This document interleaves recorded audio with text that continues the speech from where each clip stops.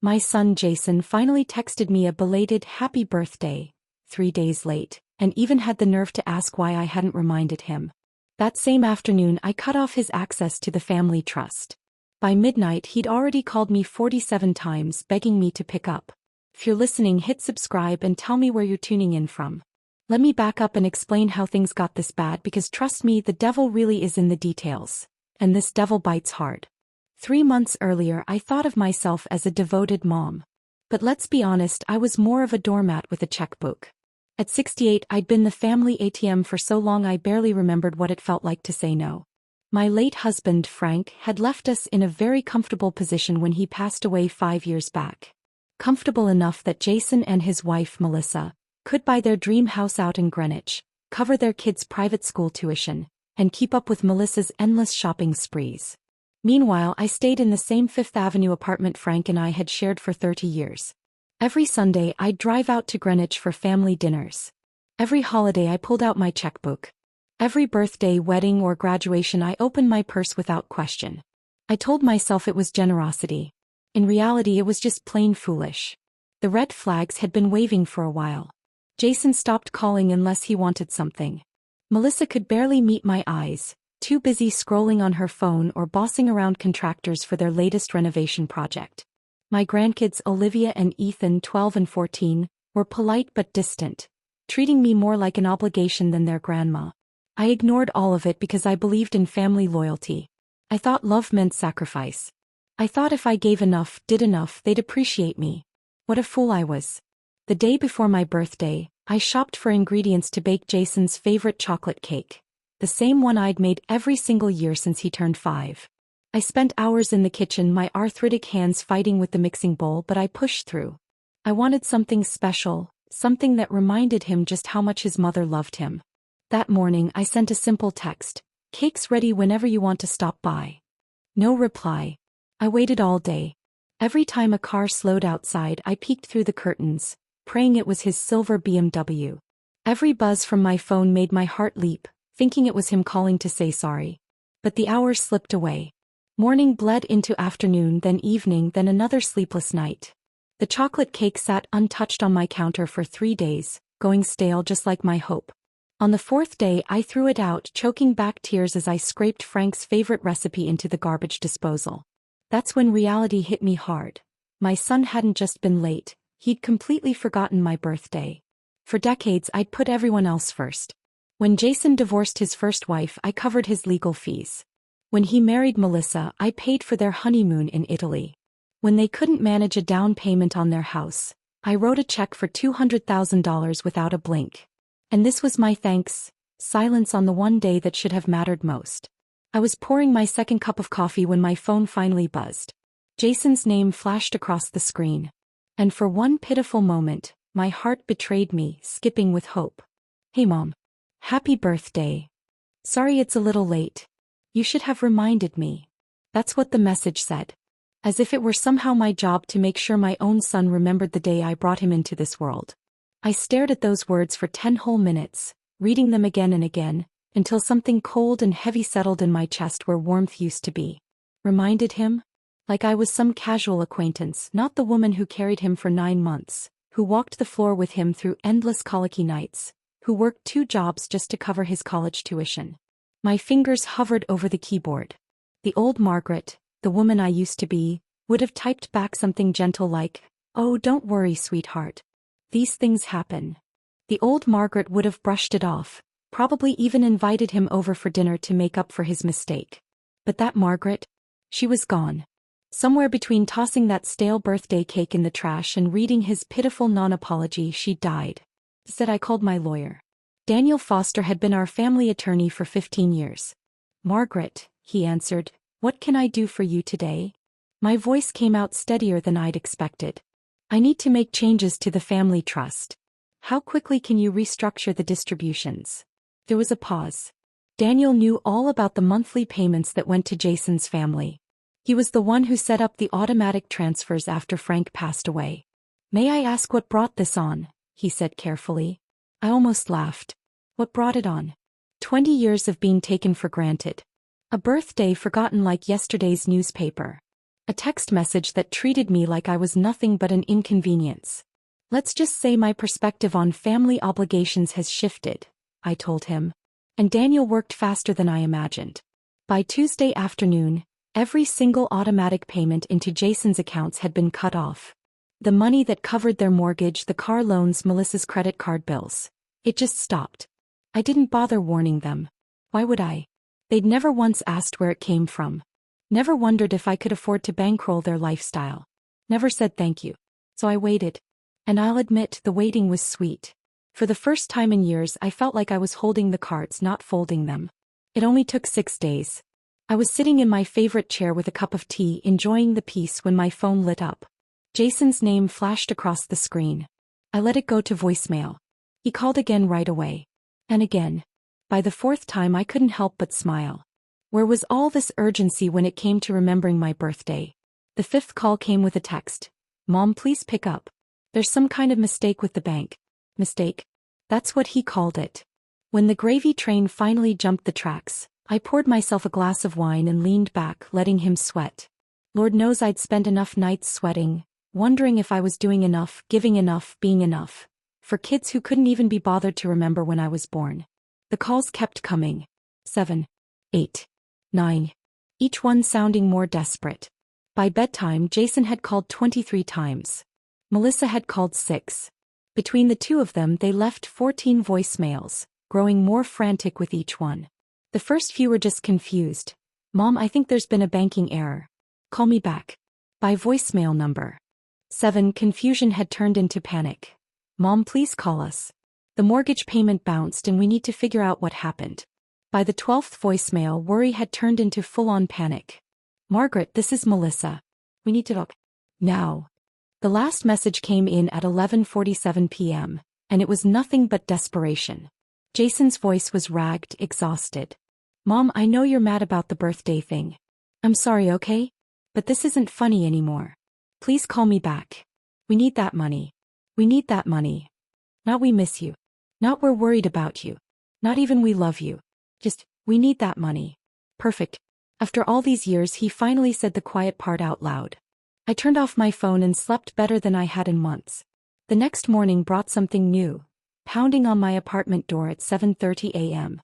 I didn't rush. Instead, I slipped into a cozy sweater, clasped on my favorite pearls, and took my time. If Jason and Melissa wanted to have it out, I was going to look dignified doing it. Through the peephole I saw them.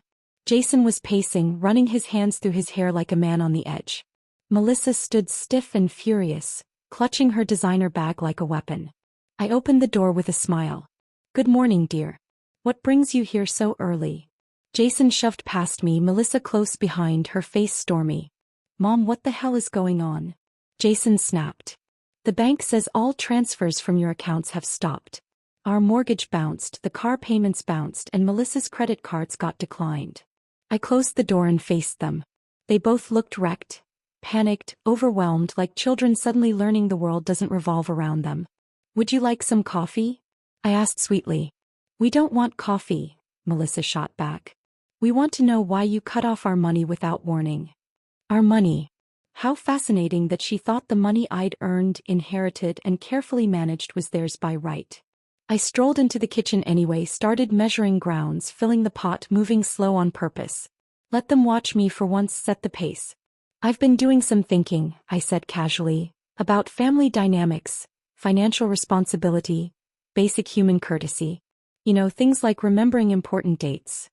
Jason had the decency to look uncomfortable. Mom, if this is about your birthday.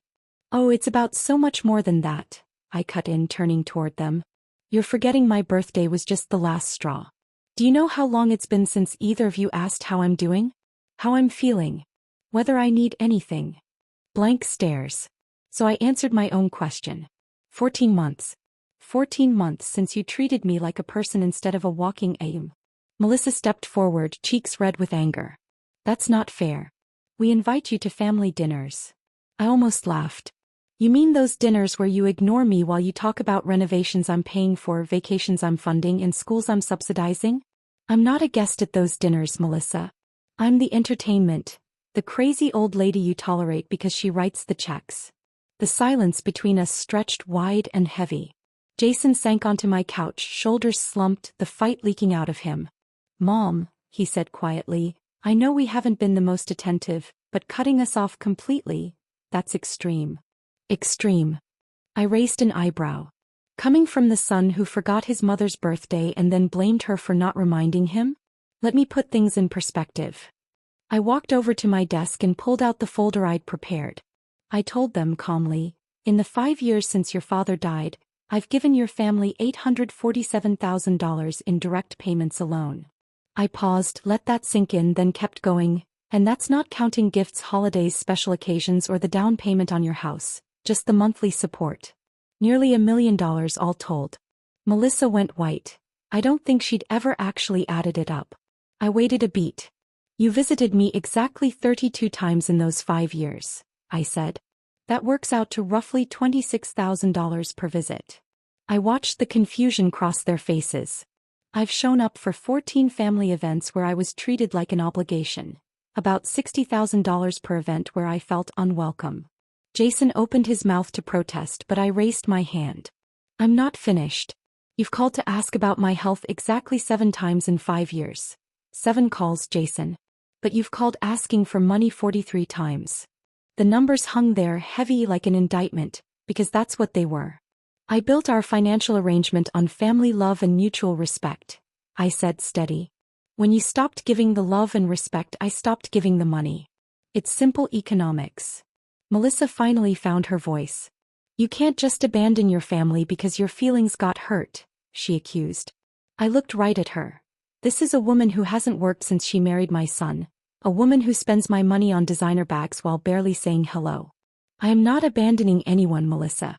I'm asking for the same basic courtesy I've always given you. Acknowledgement, appreciation, common decency. If that's too much, then maybe we need to rethink what family means." Jason leaned forward, slipping into that pleading tone he used as a kid when he wanted something. "Mom, we can do better. We can call more, visit more, but we need that money. The house, the kids' schools, everything depends on it." I corrected him quietly but clearly, "Everything you have depends on my generosity." I smoothed my sweater and stood up. Generosity requires gratitude, not entitlement. I walked to the window and looked down at the street. People like busy ants running their urgent little lives. I turned back to them. "Here's my offer. You have 30 days to show me I'm more than a funding source.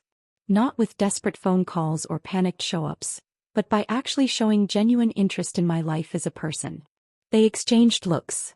I could see them already calculating how to perform gratitude until the checks opened again. "What exactly does that mean?" Melissa asked, careful. "It means treating me like family, not an ATM. It means remembering dates without reminders, asking about my day, my health, my feelings. It means including me in conversations instead of talking around me. It means basic respect for the woman who's been subsidizing your life." I sat down again, enjoying that they were listening for once. "After 30 days I feel valued as a person. We can talk about resuming some level of support. Not the blank check arrangement you've had, but something reasonable." Jason's face lit with hope. "We can do that, Mom." "Absolutely." I held up one finger.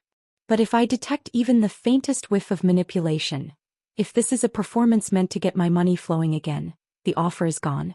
Permanently. And I mean permanently." Melissa's mask of composure was cracking. "What are we supposed to do in the meantime? We have the mortgage, the car payments, the kids' tuition." "The same thing millions of families do," I answered pleasantly. "You'll figure it out. Jason earns a decent salary. You could get a job. You could downsize the house, change schools, sell one of your cars. You know, what people do when they actually live within their means." The very word job seemed to physically sting Melissa. She'd married Jason right out of college and never worked a single day. The thought of actual employment looked terrifying to her. "You're being incredibly cruel," she whispered. "Am I?" I said softly.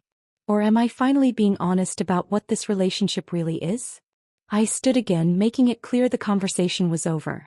30 days, I repeated, starting now. "And remember, I've had 5 years to sharpen my radar for spotting genuine emotion versus performance. Don't insult my intelligence by faking it." They left without another word. Melissa practically shaking with rage, Jason looking stunned and adrift.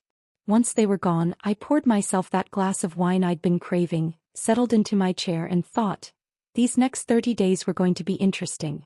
The calls started the very next day. Not frantic demands this time, but polished performances worthy of a Broadway stage. Hi Mom. Just calling to see how you're feeling today. Jason's voice dripped with sugar through the phone. I realized we don't ask about your health enough. I was standing in my kitchen making lunch and I nearly laughed out loud. In 5 years, this man had never once asked about my health, unless it was a warm-up before asking for money. I'm fine, Jason. How thoughtful of you to ask. Great. And hey, I was thinking maybe we could do lunch this week. Just the two of us. Like old times. Old times? I couldn't remember a single occasion Jason had suggested lunch alone with me. Not once without Melissa or the kids as buffers. That sounds lovely, I said, curious how far they'd stretch this charade. Perfect. And Mom, I've been thinking about what you said yesterday about us not appreciating you. You're absolutely right. We've been awful family members. The script was so obvious it was almost insulting. So I played along. I appreciate you saying that, dear. After he hung up, I glanced at my watch. 47 minutes later, the phone rang again. This time it was Olivia. My 14-year-old granddaughter had never once initiated a call in her life. Our conversations had always been short, polite answers when I asked her questions over family dinners. Hi, Grandma Margaret, she said brightly. I just wanted to tell you about my day at school. It sounded rehearsed, like she was reading cue cards. Poor girl, clearly coached by her parents. That's wonderful, Olivia, I said gently. Tell me everything. She launched into a glowing, detail-packed story about her classes, her friends, her teachers. Everything was wonderful, amazing, perfect, and she just had to share it all with her beloved grandmother. It broke my heart. Not because she was lying, but because it showed how little we really knew each other. Her parents had turned their own daughter into a pawn in their desperate game. When she finally wrapped up, I said softly, Olivia, sweetheart, you don't have to do this. Do what, Grandma? Pretend to want this conversation, just because your parents told you to call. There was silence on the line. When Olivia finally spoke, her voice was smaller, more real. Dad said you were mad at us. That maybe you wouldn't be our grandma anymore if we didn't try harder. Those bastards. They had scared their own kids just to manipulate me. Olivia, listen carefully, I said, my voice soft but steady. I will always be your grandmother, no matter what happens between me and your parents. That will never change. Do you understand? Yes, Grandma. Good. Now tell me the truth. Do you actually want to keep talking right now? Or would you rather go do whatever 14-year-olds do when they're not being forced to call their grandma? She giggled, and for the first time that day she sounded like herself. Can I go? I have homework. Of course you can, sweetheart. I love you. Love you too, Grandma. And with that, the manipulation had officially begun. By day 5, flowers showed up. A massive arrangement of white roses and lilies landed on my doorstep with a card that read, Thinking of you always. Love, Jason and Melissa. I had never received flowers from them before. Not for my birthday, not for Mother's Day, not even when Frank died. But now, when their money was on the line, suddenly they found the thoughtfulness to drop $200 on a flashy bouquet. I set the flowers on the dining table and waited for the follow-up call. It came within the hour. Hi, Mom. Did you get our little surprise? Melissa's voice was forced, syrupy bright. They're lovely, I said evenly. Thank you. I just wanted you to know how much we appreciate everything you've done for us. I know I haven't always been the best daughter-in-law, but I want to change that. The best daughter-in-law? This woman had barely spoken to me in 2 years, unless it was to make a snide remark about my clothes or my cooking. That's very kind of you to say, Melissa. I was wondering if maybe you'd like to go shopping this weekend. We could get our nails done, have a girls' day. A girls' day. With the same woman who once told Jason I was too needy, because I called during a hurricane just to check if they were safe. I'll think about it, I said, though we both knew my answer. By day 8, a handwritten letter arrived from Ethan, my 12-year-old grandson. His usually messy scrawl had magically transformed into neat, careful penmanship, proof he'd been made to rewrite it until it was perfect. Dear Grandma Margaret, it began. I've been thinking about how awesome you are and how I don't tell you enough. You're the best grandma in the world and I love you so much. I hope we can hang out more and do fun things together. Love, Ethan. The letter was sweet, but it reeked of coaching. Ethan had never once used the word awesome in his life, and he'd never expressed any interest in hanging out with me. That evening I called Jason. The letter from Ethan was very touching, I said. Oh, that was all his idea, Jason replied quickly. He's just been feeling really bad about not being closer to you. Okay, stop. Don't lie to me. I know you made him write it, just like you made Olivia call. Silence. Then, Mom, I don't know what you... Stop. Just stop. If you want to rebuild a relationship with me, it has to be based on honesty. Not performances. Not manipulations. Not scripted calls from kids who are confused and scared. We're trying to show you we care, he argued weakly. No, you're trying to show me you can follow a script when money's on the line. There's a difference. I hung up feeling drained. This wasn't working the way I'd hoped. Instead of real change, I was watching them dig deeper into deception. Still, I'd given them 30 days and I was a woman of my word. I just wasn't sure how much more amateur theater I could take. 2 weeks into their act, I stumbled across something that changed everything. I was having lunch with my friend Helen at our favorite little cafe when she leaned in and mentioned something that stopped me cold.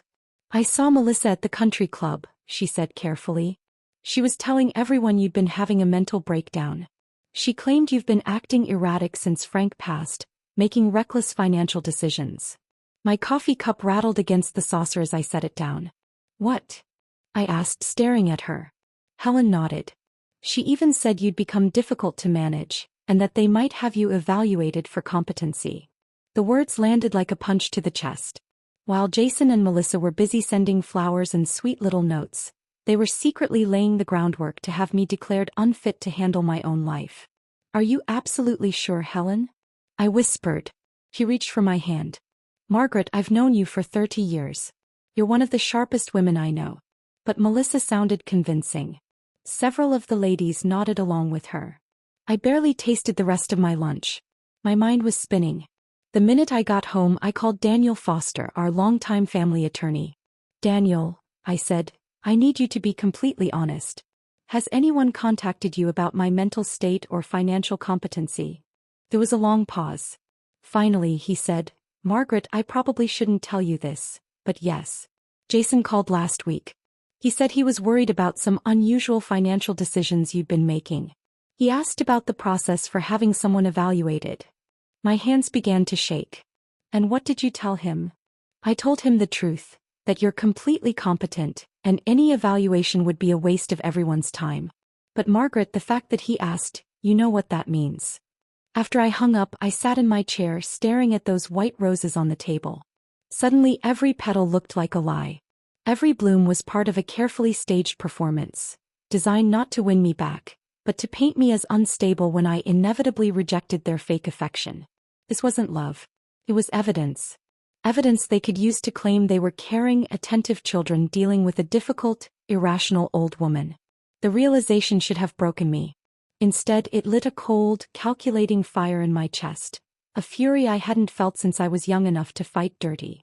If they wanted to play games, fine. But they'd forgotten, I'd been playing this game a lot longer and I was much, much better at it. I spent the weekend planning.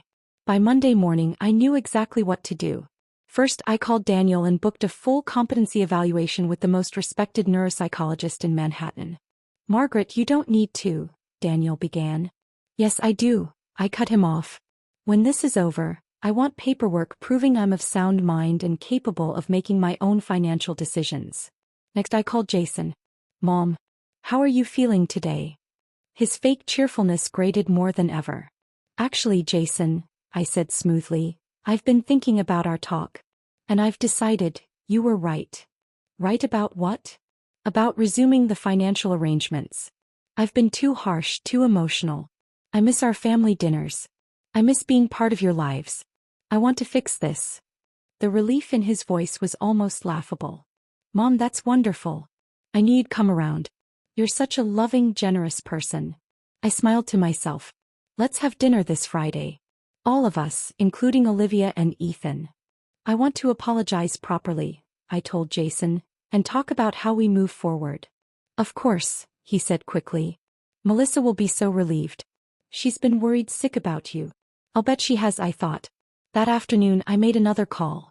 This time to a private investigator, Patricia Chin, Someone Daniel had recommended years ago when Frank was having problems with a business partner. Patricia, I said, I need everything on my son and daughter-in-law's finances. Bank accounts, credit cards, debts, assets, spending habits. And check if they've consulted with any attorneys recently. Something about their behavior feels off. Patricia already had background files on my family from Frank's old disputes, so she was able to move fast. Her updated report landed on my desk Thursday morning, and it was worse than I'd ever imagined. Jason and Melissa were drowning. Beyond the bills I'd been covering, they'd piled up enormous credit card debt. Melissa's shopping problem was much more severe than I'd realized. They still owed on both cars, had taken out a second mortgage on the house, and were behind on Ethan's tuition payments. But the most telling discovery was a bank account I'd never even known about. For the past 2 years, they'd been funneling large sums of my money through that account, depositing then immediately withdrawing before paying their bills. Why go through the trouble unless they were hiding something? The answer came with the documents Patricia uncovered. Financial planning paperwork showing they'd been working with a lawyer to set up guardianship over my assets. And it hadn't started recently. No, it began right after Frank's funeral when I was grief-stricken and handing out money as a way to cope. They'd been planning this for 5 years. The growing distance, the constant demands, the casual cruelty, it was all part of a strategy. They weren't just ungrateful. They were building a case. The narrative of a generous but unstable widow who needed protection from her own bad decisions. I had thought I was teaching them a lesson about respect. But they had been playing a much darker game. Friday dinner was going to be very, very interesting. That evening, I sat at the head of Jason and Melissa's dining room table, watching them put on the performance of their lives. They had pulled out all the stops, good china, candlelight, the works. Olivia and Ethan actually seemed happy to see me, which was the one genuine bright spot in this carefully staged production. "Mom, you look wonderful," Melissa gushed, her smile stiff and practiced.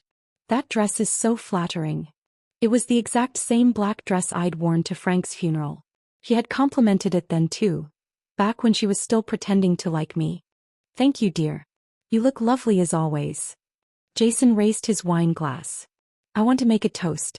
To family, to forgiveness, and to Mom, for being the most generous, loving woman we know." "To Grandma." Olivia and Ethan chimed in together. Their enthusiasm was real and it made my heart ache.